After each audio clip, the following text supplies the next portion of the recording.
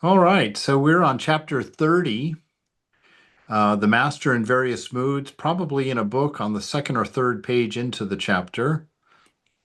And if you remember last week, we ended talking kind of about the householder path. If you're not going to be a monk, what is the path of the householder look like? And so we had just kind of talked about how the renunciation there is internal, where you just kind of renounce the car and then buy one anyway because you need it and go forward. And so your practice is a little bit different, and your ego busting happens as you expand it, right? You expand it. You're not trying to kill it. And in monasticism, they're trying to kill it, transcending mind and body. But in the householder path, you expand it, you stretch it so that you start out life with just yourself to take care of and live a totally egoistic existence, and you're happy and you suffer a lot for that. And then you get married, and now you've got two of you that you have to take care of, right? And then you have a child or two or three or six, and you've got to expand your sense of self to compromise for all of that. And you've got to do all of this work to pay for all of your needs, which is your duty. And so your task as a householder, your path as a householder is to earn money to take care of yourself, your family, your spiritual community, and then society at large.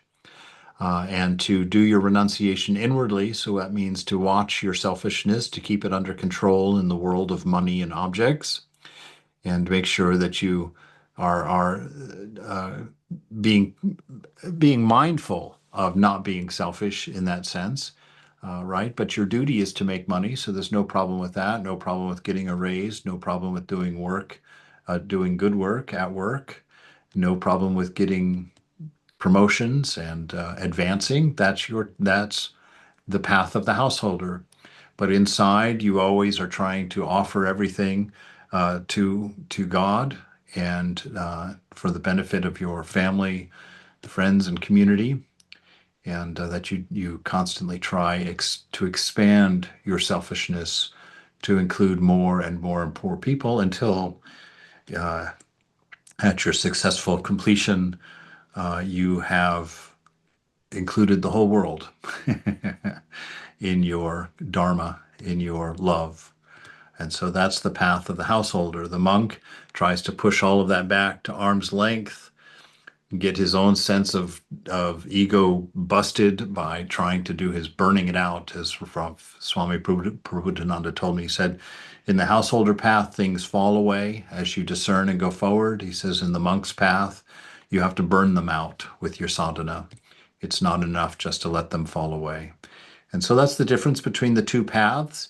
But we emphasize that they are two paths. One is not better than the other, and whatnot, that they are symbiotic, that a monk needs the devotion of the householder to have a place to live and food to eat, so to do his practices and to have his focuses and to be able to keep his mind in a place that's easier to maintain what he has to do on his path, but that the householder, through their support of that, that's their dharma in supporting the monk in that, and then the monk gives what he learns. The amrita, as I was told at sannyas, the amrita that Thakur gives us from the ocean of amrita there in heaven, the ocean of bliss, that the monk's duty is to keep a life that's pure, that has no sense of me and mine in it, so that when mother fills his hands with bliss, he can turn around and without losing any, because he's keeping all of his, uh, you know, all the holes in his bucket closed off. He can turn around and give that bliss to the devotees without losing it, and that's the duty of the monk. And so the monk and the householder are two halves. They're the yin and the yang, the black half of the circle and the white half of the circle. They work together to bring each other to their enlightenment, to support each other in their going forward. And so to have that kind of attitude toward it, because I get disturbed a little bit sometimes in Vedanta. We sometimes give so much homage and respect to the monks, and don't give any to the householders, and almost treat the path as if it's secondary of some sort. And I want to be very clear that that's a very big mistake and a very wrong view of the two paths, that we are together on this and moving forward on that. And so today, Ramakrishna is now going to kind of look a little bit into the monk side, the teacher side of the equation. And he says, but the renunciation of the world is needful for those whom God wants to be teachers of men. One who is an acharya, a teacher, should give up woman and gold or lust and greed. Otherwise, people will not take his advice. It is not enough for him to renounce only mentally. He should also renounce outwardly. Only then will his teaching bear fruit. Otherwise, people will think, though he asks us to give up lust and greed, I'm sure he enjoys them himself in secret, you know. And so that's the reason that the monastic has to renounce outwardly also, is as he's going to show us in this little story he tells next, that, you know, somebody has to hold the ideal so that they can point at it in a believable way.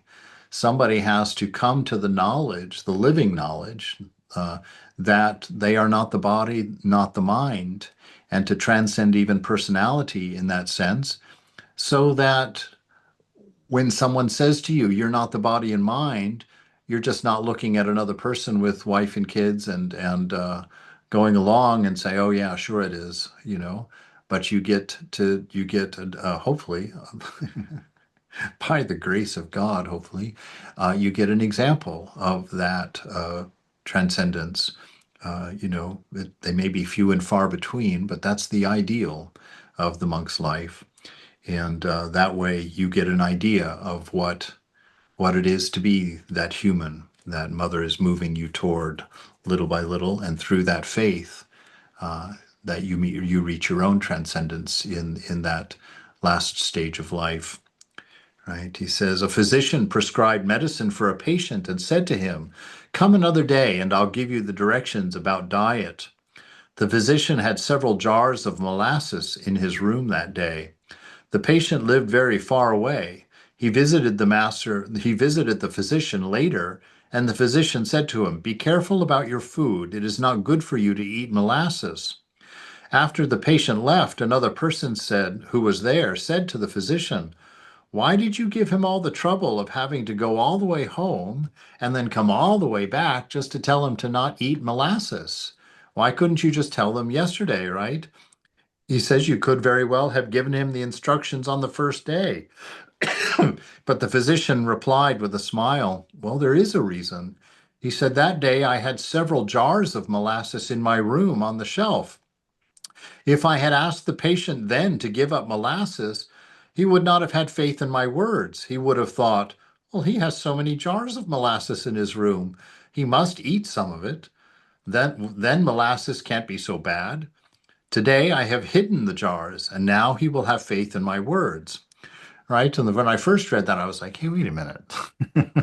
Does that mean I can be a hypocrite? All I have to do is hide my stuff and then people can have faith in my words, right? But of course, that's not the task. The real task is that the physician didn't have the disease that required him to stop eating molasses, right? But when we are told, you know, to stop lust and greed, you know, we're like, we're not thinking, oh, well, I have that problem and he doesn't. So we're thinking, oh, everybody's got my problem, right? And then we don't have faith in their words because we see the molasses on the shelf there and we think, oh, it can't be that important. So this is the why it's important for the monks to make sure that they are renouncing the world both internally and externally, whereas the householder has permission in their path to renounce just external or internally, right? To keep the ideal inside and to know it. He says, I have seen the Acharya of the Ado Brahmo Samaj. I understand that he has married for the second or third time. He has grown up children. And such men are teachers. If they say God is real and all else is illusory, who's going to believe them? you can very well understand who his disciples will be, right? And so it's this integrity. And this Swami, integrity, yes. I think I've heard that story about the molasses where Uh-huh. the doctor gets rid of the molasses, like gets it out of the house, doesn't just hide it. Yeah, I also think it's in there. This one though, this one he just put this, he just hides it. So, which when I read it, I was kind of disturbed by that. I was like, wait a minute, that's not what I'm doing. Maybe, hmm, is there a loophole? So, but yes. So all of us, it's that inner integrity, right? Both sides of the puzzle, both paths, we have to adhere to truth. And that truthfulness means an alignment between what we say, what we do, and what we think. That those three should always be in alignment. You shouldn't think something different than what you do. You shouldn't say something different than what you think, right? That we have to keep those things in alignment for integrity's sake. That's what gives us power as human beings.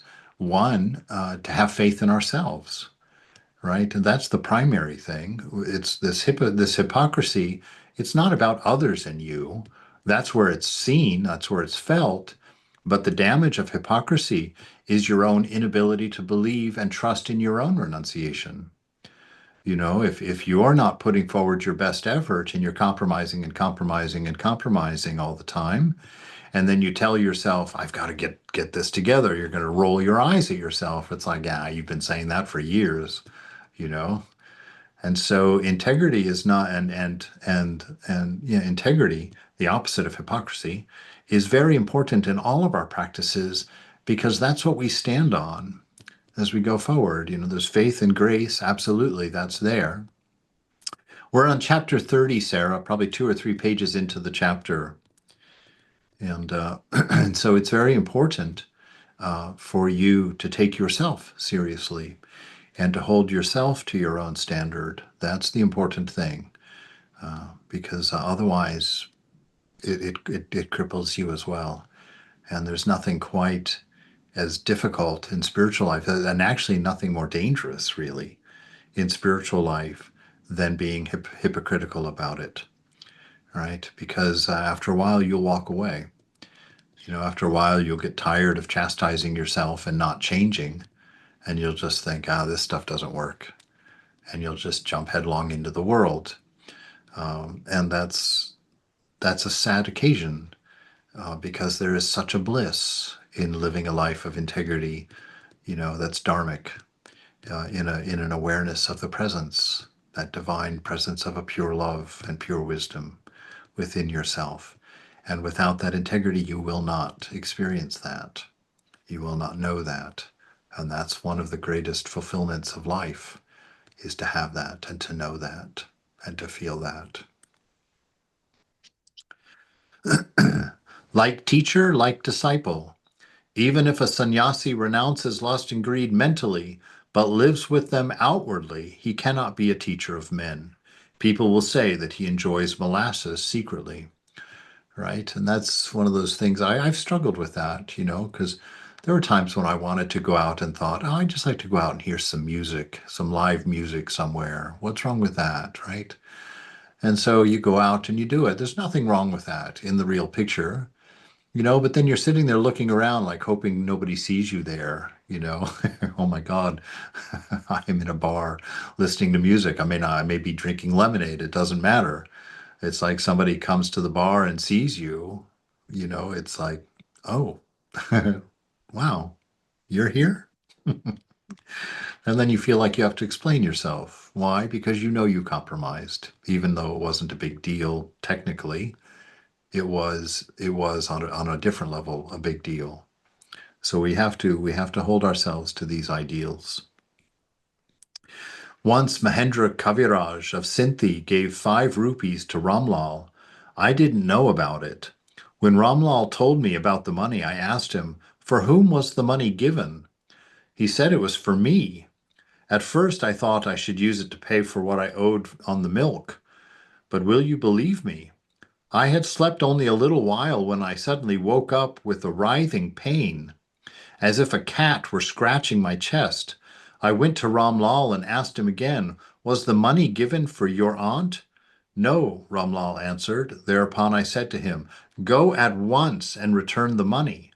Ram Lal gave it back the very next day. So see, but that happens. A devotee, they want to offer the Swami some money, and the Swami says, "No, I don't want any money." And so they go to, one of the other monks or one of the brahmacharis and say, "Hey, I want to give this to the Swami. Will you give it to him later?" Right? And then so they give it to the brahmachari, and then the brahmachari comes after the show and says, "Oh, Maharaj, here, such and such gave this money for you." Right? And you had already said no to it. And so he's saying that it was important enough to Ramakrishna to have that young man go immediately and return the money to the householder. And you say, well, why? Well, because the householder gave that money to the Swami, right? And people are gonna know about that. They may not know that the Swami said no, that he didn't need that money. And so it weakens the integrity. It weakens that renunciation, that the observance of that renunciation. And so this is why we really have to, as monks, have to hold that integrity. But the integrity for all of us, again, is to the advantage of our own practice. You know, do let your yes, in the words of Jesus, he says, let your yes be yes and your no be no. Don't let that be a shady area. Do what you say you're going to do. Be what you present yourself to be. Don't have a facade. Don't be a different person in front of different people. Be what you are. You are always loving. You are always selfless. You are always caring, right? Don't be that way just in front of some people. Do you Swami, know? why? I have just a question here. Since you asked, was this money given for your aunt? And the aunt is the Holy Mother. So, Yeah. what is the significance of that? Whether the answer to it is yes or no? Well, if it had been given for someone else other than Ramakrishna, Okay. then it wouldn't have been a problem. It's like if they had given the money for the school or if they'd given the money thing, but he had asked him who did he give the money to, and he said he gave it to you, right? Okay. And so he's just making a point there that if the I money see. was intended for him and he denied it or he O- renounced it, then it should not have been taken. If it had been given for some any other purpose, then okay, my Okay. integrity is not broken. But this Okay. one, yeah, Thanks. sure. Do you know how it looks for a sannyasi to accept money or to be attached to an object of temptation? It is as if a Brahmin widow who had practiced continence and lived on simple boiled rice and vegetables and milk for many years were suddenly to accept an untouchable as her paramour. I love the fact right there in the next parentheses. It said, all looked stunned.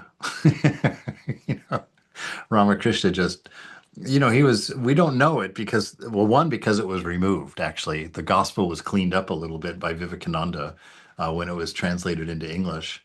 And so there are some things where Ramakrishna was quite rustic in his speaking and says some very funny things that for Victorian society at the time when Vivekananda was teaching, when he brought the gospel over to the West, he kind of smoothed over some of those things that were okay in the villages of India, but weren't okay in the snooty society of Victorian England or America. Now those days are gone, God knows.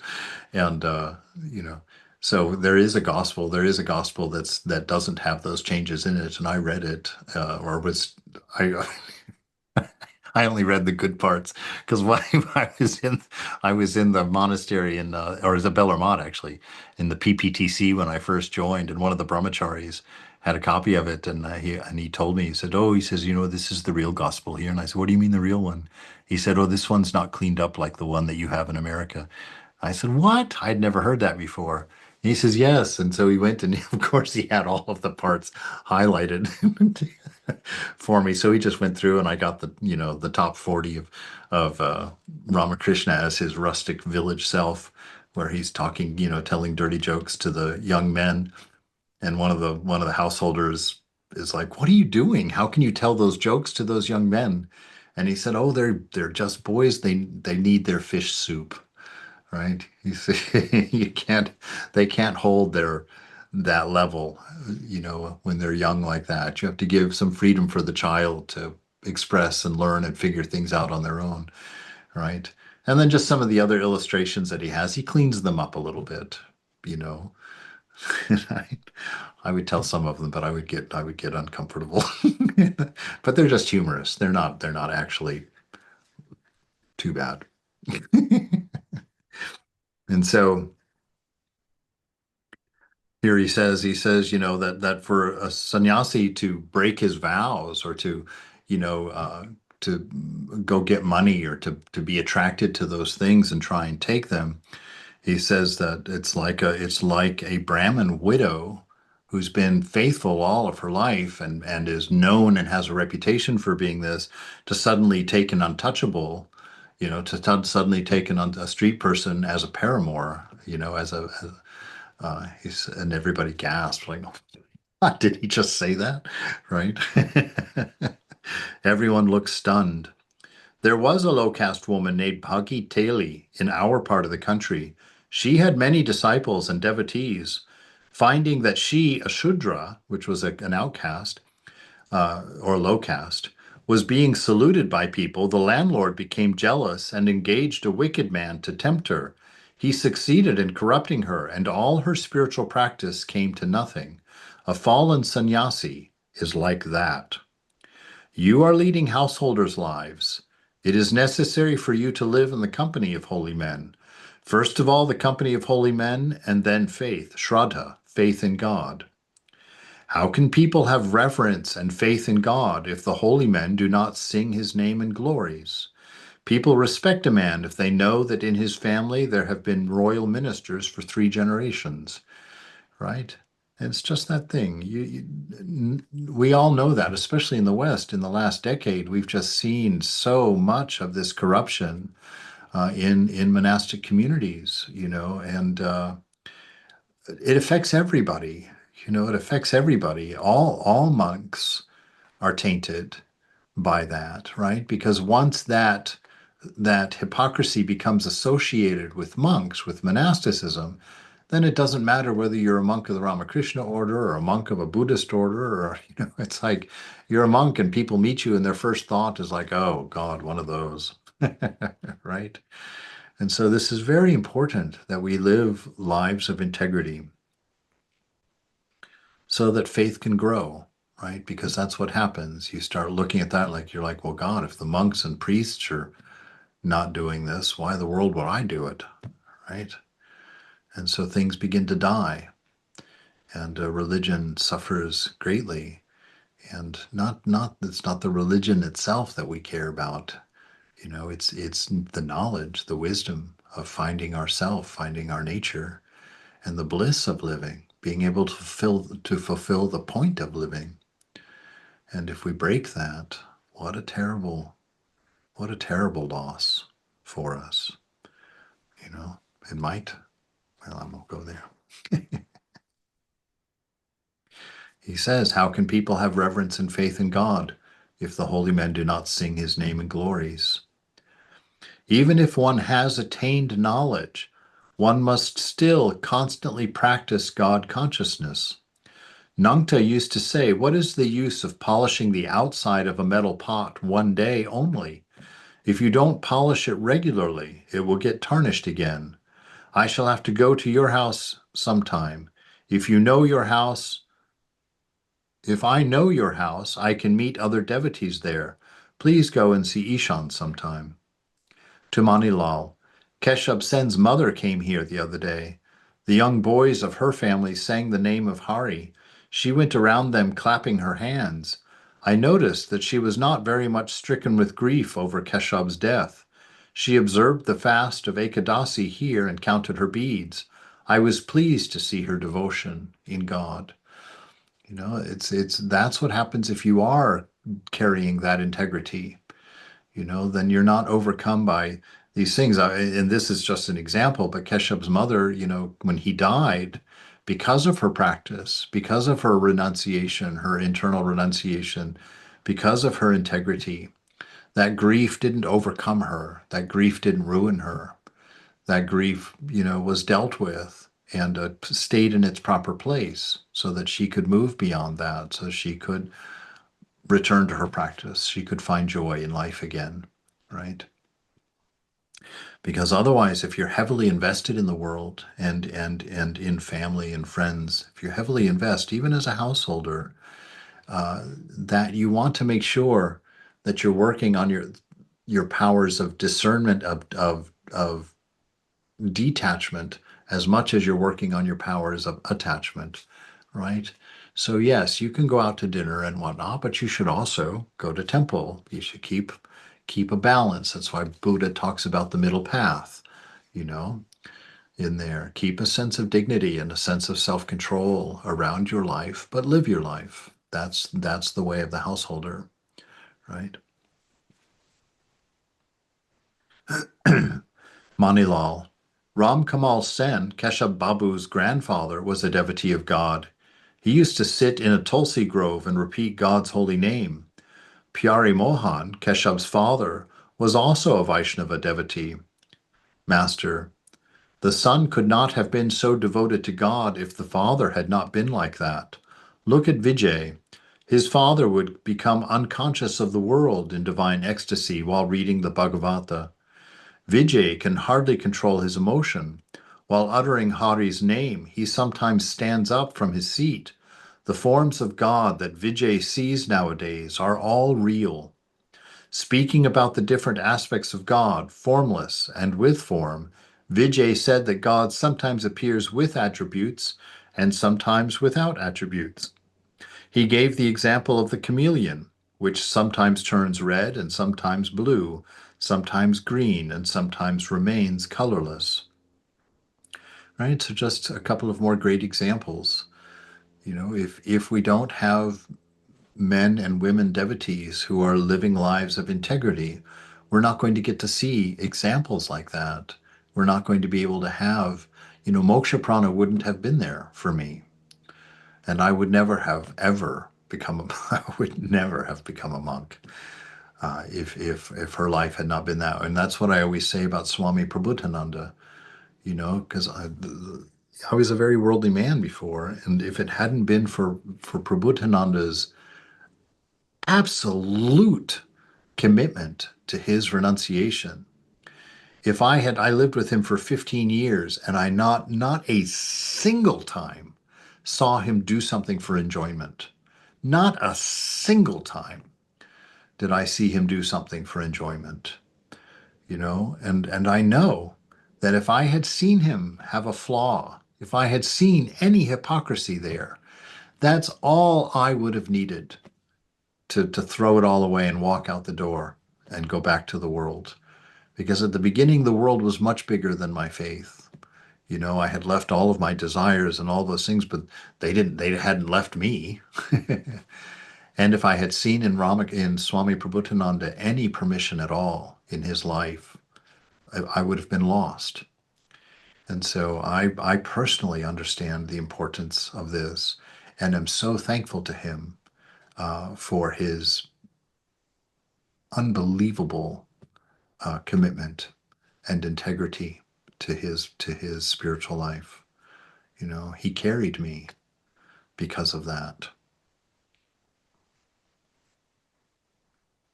Vijay is really guileless. One cannot realize God without being guileless and liberal-minded.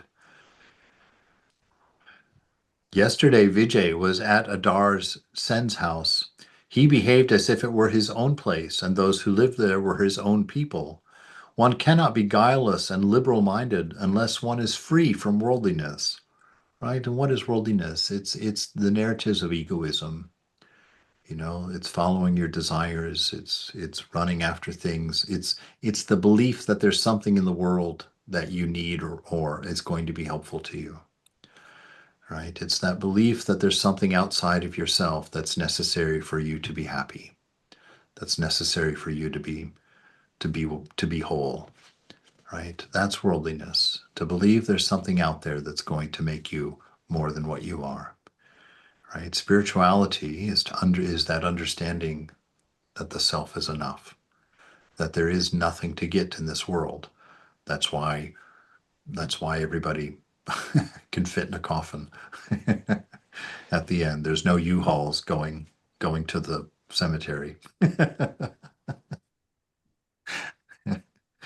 Then the master sang, "You will attain that priceless treasure when your mind is free from stain." He continued, "You cannot make a pot without first carefully preparing the clay. The pot will crack if the clay contains particles of sand or stone. That is why the potter first prepares the clay by removing the sand and the stones." How funny. I learned that in Colorado. Right? That when you first get that clay, you have to sit there and pound it and pound it and pound it to get everything to move, come to the surface, get the air out, get any dried particles out of there. You just keep working it and working it and working it, and then you can put it on. And I've had a piece crack, because I didn't get an air bubble out of there. So you cannot make a pot without first carefully preparing the clay. And so this is why we take our practice very seriously, right? It's not a small deal to undertake spiritual life. And yeah, you can take any attitude you want. You'll get there eventually, sure. But if you knew the amount of suffering that was unnecessary because you made those choices, you wouldn't do them in hindsight. They will create regret for you. And so be true to yourself. If you don't want to do it, then okay, fine. But it's not an on or off thing, but always be aware, and give yourself permission for compromises. This is a hard teaching, a careful one actually, and I hesitate to say it. Always try to stay in a state of awareness, right? Yes, there are times when you're going to have to go get that cup of coffee. you know, there are times when you're going to have to break your fast with a cookie or something. You just can't make it. It's just nagging you so bad and it's ruining the meditation and blah, blah, blah. And so what you do at that point is you admit, I've got a terrible weakness here. Look at how this is affecting me inside. And you turn to Mother and you say, Mother, I'm going to go have a cookie. I'm going to break this fast because of this, right? And then you go and do it in awareness, in consciousness, and you go and you have that cookie with Mother. And because that suppression, that doesn't work. If you do that in your spiritual life, if it becomes a matter of you're going to get what I call a spiritual hernia. It's going to express in some weird desire that you're not going to allow yourself to be fully aware of, fully present with. It'll be something that you'll have to go a little bit unconscious. You'll have to go into ignorance, right? Ignorance. You have to push the idea of God and Mother out of your mind so that you can indulge a little bit over here. And if you push those screws too tight on there, then you get weird desires. It expresses in weird ways, right? And so it's not a matter of like that, being 100% like that all the time, but it is a matter of being honest and being present and accepting grace in those cases and going forward, right? Not becoming a teeth gritting spiritual practitioner. All right. If a mirror is covered with dirt, it won't reflect one's face. A man cannot realize his true self unless his heart is pure. And anytime they say pure, the word that's meaningful to me is no me and mine, right? Me and mine is the root of all trouble in there. Lust, greed can't happen without me and mine. Name and fame can't happen without me and mine. And so whenever they're talking about purity, it means just to have as little thought about me or mine as possible in yourself. So if you can have that purity, right, then you will find guilelessness, right? You'll find the ability to just be what you are. There's no calculation. It's spontaneous. It's the ability to live spontaneously. and not to have all this constant calculation running on in your head. Oh, what would I look like if, or what would I, what if, what, right? But you can just be. You're not sitting there thinking, you're not sitting there frozen at the party because you're afraid of what everybody's thinking about you, right? You're not going into the conversation to be the witty and clever one, right? You're not going home after the party and replaying everything and being like, oh, why did I say that? Oh my God, why did I do that? Right? That's what me and mine does to life. It's horrible. Right? I lived a good half of this life that way, and it was a waste. It was a wasteland. It was a desert as far as joy went. Right? To live in that way is just horrible. Find your true nature.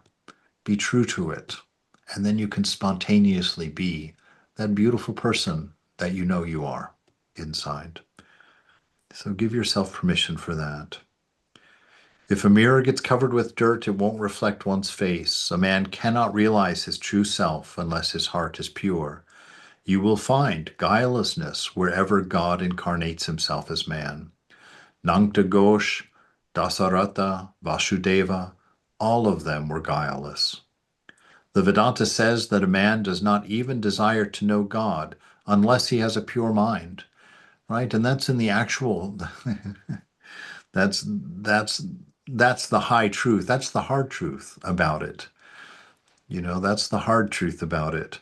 That man does not even desire to know God in a real way unless he has a pure mind, right? That's a hard teaching, because it's my real confrontation with that, one of my many real confrontations with that in the anytime. That comes from, when that day when I was standing at the top of the stairs, one of my old stories, and I was feeling depressed and sad because I was all alone in the monastery, and Swami Prabhupada comes in from the office and sees me up at the balcony there in the foyer, and he says, "Oh, what is this?" And I say, "Oh, Maharaj, I feel so lonely and so sad, so depressed. I don't think I can do this." Greg had just left 3 months ago, and I was alone rattling around in that big Victorian monastery by myself every day. And he comes up the stairs, remember, and that's when he just walks right by me. I was thinking I was going to get a hug or a pat on the back or a pat on the head or anything. Anything would have been fine. But he just walked right by me, goes into his room, and just as he's closing the door, he looks out. And just as a matter of fact, he said, "So go to the shrine." Right? And so I was furious with him. I was hurt, really. But I went to the shrine.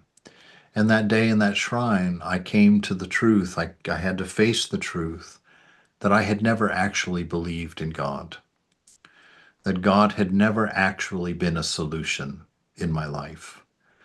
There had never been a problem that I went and thought in a real way that God would solve it. And Swami Prabhupadananda's refusal to be my solution and to send me to the shrine to find it was what showed me the right way, the reality of where I was at. And so without this guilelessness, we can't be sincere, right? With constant calculation and censorship and whatnot going on in our mind, you can't live like that and be free. Those are all the chains that cause so much pain in our life. So the Vedanta says that a man does not even desire to know God unless he has a pure mind. One cannot be guileless and liberal-minded without much tapasya, or unless it is one's last birth, right? That tapasya, that burning it out. That's the way Swami Prabhupada used to talk to the monks, burning it out through your tapasya, through your practice. But it's just that sitting in the presence and insisting on maintaining that presence, that awareness of the presence of your beloved, of God, with you always. That will keep you pure. That will keep you guileless, right? It's when you let that thought, that remembrance of the beloved, of the divine beloved, when you forget that, or you're willing to push that away to make room for vice, or to make room for your fun, or just be forgetful when you're at your tea party, those little violations are what make us unaware of our inner world, right? Because we stop paying attention. We start paying attention to the senses rather than to presence. And when we lose that presence inside, we're no longer guileless. We're living a calculated life, which means we're looking for the result of an action. We're looking for pleasure.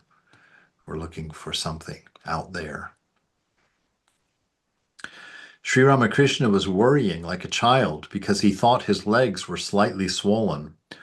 Mahendra Kaviraj of Sinti entered the room and saluted the master. The master to the devotees, "Yesterday I said to Naran, just press your leg and see if there is any dimple. He pressed it and there was one. Then I gave a sigh of relief. Will you please," and to Mukherjee, "will you please press your leg? Is there any dimple on yours?" Mukherjee, "Yes, sir." Master, what a relief. Right. Let's see, what's the point of him saying this? Let's see. Mani Malik, why should you worry about it, sir? Please take your bath in the river. Why should you take medicine? Master, no, sir, you have strong blood. Your case is different. The Divine Mother has placed me in a state of a child. One day I was bitten by something in the jungle. I had heard people say that in the case of a snake bite, the poison would come out if the snake bit again. So I put my hand back in the hole and waited. A man passing by said to me, "What are you doing? You will get you will get rid of the poison only if that snake bites you again in the exact same place. You will not be cured if the snake bites you again on a different part of your body." I'm doubtful for both of those, but but his point is there, right?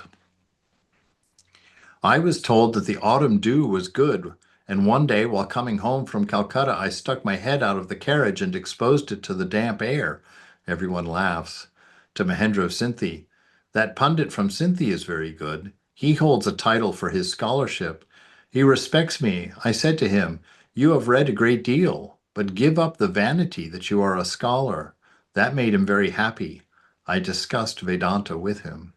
You see, I always liked this little thing right here because for someone to be happy when you give them an instruction like that, or when you point out a fault in them, that person is very pure.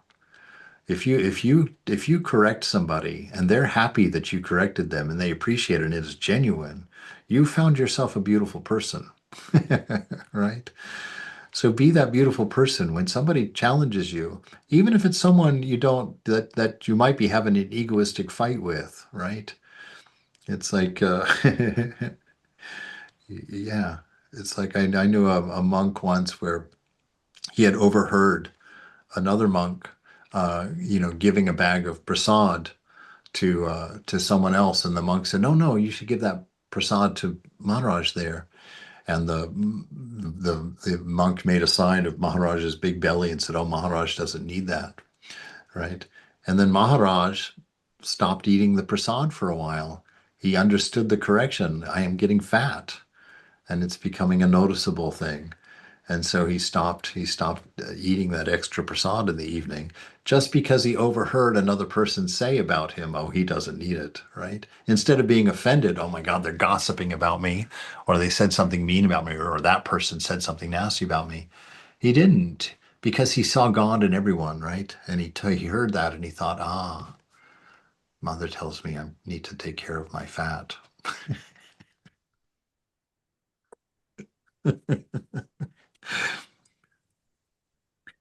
To M, that which is pure Atman is unattached, right? It's not identified with anything. It doesn't take anything and attach it to a sense of me and mine. Because what happens when you attach to even a single thing, that's why Mother says if you have even a single desire, it's like trying to push a needle, a thread through the hole in the needle. If there's even one fiber sticking out, you can't get that to go through. It won't go through. And so if there's even one desire within us, we have to come back to fulfill that desire. Of course, there's grace, yes, so know that. But the seriousness of it is the same, right? We want to keep that unity there because the soul, the self, you, in your true nature, if you attach to even one thing, you become a body. You attach to even one thing, you become a body. You have to be born again to work it out, right? And so that's the level of attention that we want to be paying to our inner life, right? For our own benefit, to be free, right? It's not in avoidance of punishment or anything like that. It's like you want to be what you are. That's what all of us want. And your nature as Atman is to be completely detached, right? To be completely detached. That which is pure Atman is unattached. Maya or avidya is in it, right? Maya or avidya is in it. In Maya, there are three gunas, sattva, rajas, and tamas. These three gunas also exist in the pure Atman, but Atman itself is unattached. If you throw a blue pill into the fire, you will see a blue flame. If you throw a red pill, you'll see a red flame, but the fire itself has no color of its own. If you put a blue pill in water, the water will turn blue. And again, if you put alum in that water, it will again retain its normal color. So he's just telling you what you put into your body and mind will color it, right? It will color it. And so if you're trying to keep a pure mind, then watch pure things, eat pure things, see pure things, expose yourself to pure things, and don't make exceptions for them. You know, my friend Gary Floyd just passed away last year. He had a big weight problem. He had a big weight problem. And, you know, he started going to Weight Watchers, and he emptied his whole house of any sweets whatsoever, just threw them all away. And I was over there one afternoon, and some friends of his brought him a pie that they had freshly baked. And, you know, I was in the kitchen when he had gone to the front door to answer the door. And when he came in with this pie, you know, my first thought was like, oh, how nice. His friends made him a pie. He went straight to the trash can, opened the lid, threw that pie in the trash can, and then took the coffee grinds out of the coffee machine and dumped them over the top of that pie. And I knew that he was going to lose that weight, right? I knew that he was going to lose that weight. It's like he didn't care. He didn't tell his friends he was doing that, but I saw it because I was in the kitchen. His friends had just given them a pie and left. But you see, that's that what you put around you, you know, is what you're coloring your mind with. And if he made that decision, I'm losing this weight. And he knew if I don't get rid of that pie, and it wasn't good enough to throw it in the trash can, he said I would have I would have rummaged through there at midnight to pick out pieces of those apples to eat. He says, I know myself. That's why I threw the coffee grinds over the top of it, right? So that's why holy company is so important. Hang out with the people that you want to be like, right? And don't make exceptions for yourself. One of the things when you're losing weight is you have to train yourself that sweets are not a reward. They are the punishment. They are the thing that has ruined your health. They are the thing that has made you fat. You know, and Gary told me about that in his struggle with his weight. He says, you know, I would be real good and I would get 4 or 5 days where I hadn't eaten any sweets. And he said, and then I would treat myself to a sweet to reward myself for having gone 4 or 5 days without one. And he said, he said, after a while, I realized that was my problem. I saw food, I saw sweets as a reward and not as the poison. Right? And see, in your spiritual life, remember this. Don't behave yourself for 4 or 5 days, you know, and then give yourself a night on the town. That night on the town is what is causing the suffering in your life, right? Not all of this has to be tempered. I'm not trying to turn everybody into big prudes. I'm trying to, you know, tell us be aware of these things and watch carefully in your life because we make many mistakes and tell ourselves many stories that aren't true to make room for things that are not our friends, for things that are not helpful to our life. It has nothing to do with them being right or wrong. It has everything to do with them being helpful or not helpful for you. Right? All right. Well, I'll read one more paragraph here. A butcher was carrying a load of meat when he touched Shankara. Shankara exclaimed, Shankara was that great sage, you know. Shankara exclaimed, "What? You've touched me!" Because the man was a butcher, right? He was a very low caste. And now Shankara saw it as him being polluted now because he'd been touched by this low caste person. He says, "What? You've touched me?" The butcher replied, "Venerable sir, neither have you touched me, nor have I touched you. You are pure Atman, unattached." Jadabharata said the same thing to King Rahugana, right? So just reminding Shankara of the truth, look, you're a sadhu, you're a sage. I certainly haven't touched you, and you certainly haven't touched me. Who is me and who is you, right? There's one without a second. And so through knowledge, he transcended that transgression, through that knowing. The pure Atman is unattached, and one cannot see it. If salt is mixed with water, one cannot see the salt with the eyes. That which is the pure Atman is the great cause, the cause of the cause. The gross, the subtle, the causal, and the great cause. The five elements are gross, mind, buddhi, and ego are subtle. Prakriti, the primal energy, is the cause of all of these. Brahman, pure Atman, is the cause of the cause. The pure Atman alone is our real nature. What is jnana? It is to know oneself and to keep the mind in it. It is to know that pure Atman. All right, we'll stop there for the day.